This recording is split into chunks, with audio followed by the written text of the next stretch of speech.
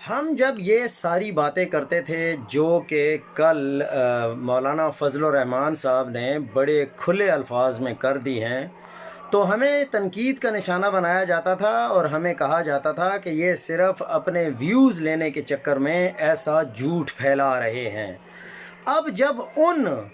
Actors کو، جو کہ اپنے آپ کو اینکرز کہتے ہیں، جو کہ اصل میں ایکٹرز ہیں،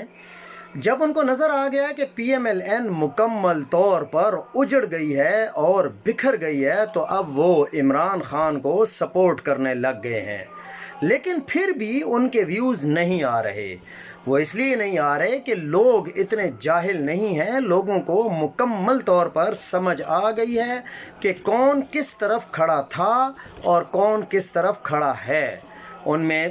چیدہ ناموں کو میں آپ کو بتا دیتا ہوں۔ ایک تو کامران شاہد صاحب ہیں، ایک غریدہ فاروقی صاحبہ ہیں، ایک کامران خان صاحب ہیں، ایک شاہ زیب حرام زادہ صاحب ہیں، ایک وسیم بادامی صاحب ہیں اور ایک اقرار الحسن صاحب ہیں۔ یہ شاید ایسے لوگ تھے جو ہم لوگوں کو تنقید کا نشانہ بناتے تھے اور ہمیں کہتے تھے کہ یہ صرف اپنے ویوز کے چکر میں جھوٹ پھیلا رہے ہیں، حالانکہ ہم ہی سچے تھے اور اب بھی سچے ہیں۔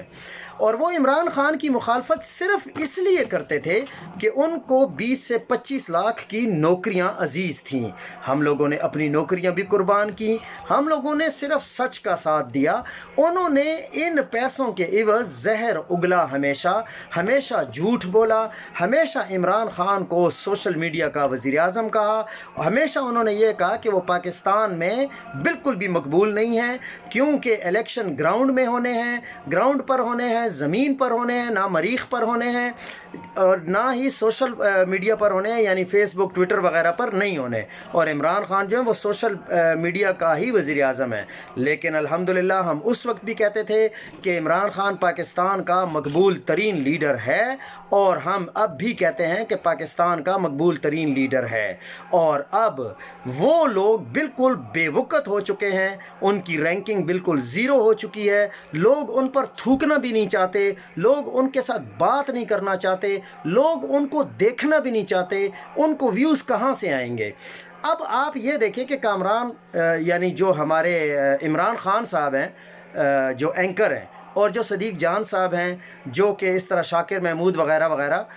ثاقب بشیر وغیرہ، تو وہ اب ان کی ویوز اسی لیے آتے ہیں کہ وہ حق اور سچ پر کھڑے رہے ہیں۔ الحمدللہ ہم بھی حق اور سچ پر کھڑے رہے ہیں۔ ہمیں پتہ ہے کہ مسائل آتے ہیں جب آپ سچ بولتے ہیں، لیکن سچ ہمیشہ غالب رہتا ہے، سچ ہمیشہ جیت جاتا ہے۔ اب سچویشن یہ بن گئی ہے کہ اس وقت جسٹس قاضی فائز عیسیٰ صاحب نے ایک ایسی درخواست منظور کر لی ہے کہ شاید الیکشن کو کالعدم قرار دے دیا جائے، جو کہ انہوں نے سننی ہے منڈے والے دن، یعنی پرسوں 2 دن بعد انہوں نے سننی ہے۔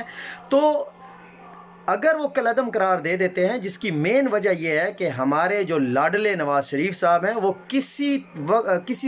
لحاظ سے بھی خوش نہیں ہیں، کیونکہ ان کو جس طرح کے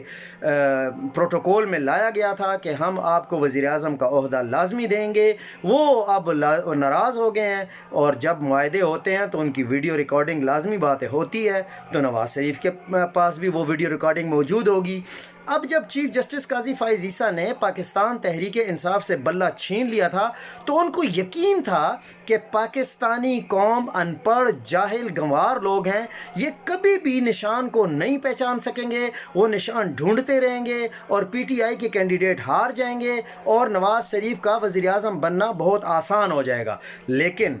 ان کو اب یہ سمجھ نہیں آ رہی کہ پاکستانی قوم اتنا شعور رکھتی ہے کہ اب یہ بوکھلا گئے ہیں، اب یہ اس طرح کے فیصلے دیں گے کہ شاید یہ الیکشن کو ہی پوسٹ پون کر دیں، کہ یہ الیکشن کالعدم قرار دیا جاتا ہے، پھر نئے الیکشن ہوں اور پھر نئے الیکشن میں کوئی اور گیم کھیلی جائے، پی ٹی آئی کے لوگوں پر پابندی لگا دی جائے، پی ٹی آئی کا جو سمبل ہے وہ تو آلریڈی نہیں ہے، پی ٹی آئی پر بھی پابندی لگ جائے، اور پی ٹی آئی سے تعلق رکھنے والے جتنے بھی لوگ ہیں ان سب پر پابندی لگا دی جائے، تاکہ ذل سبحانی اور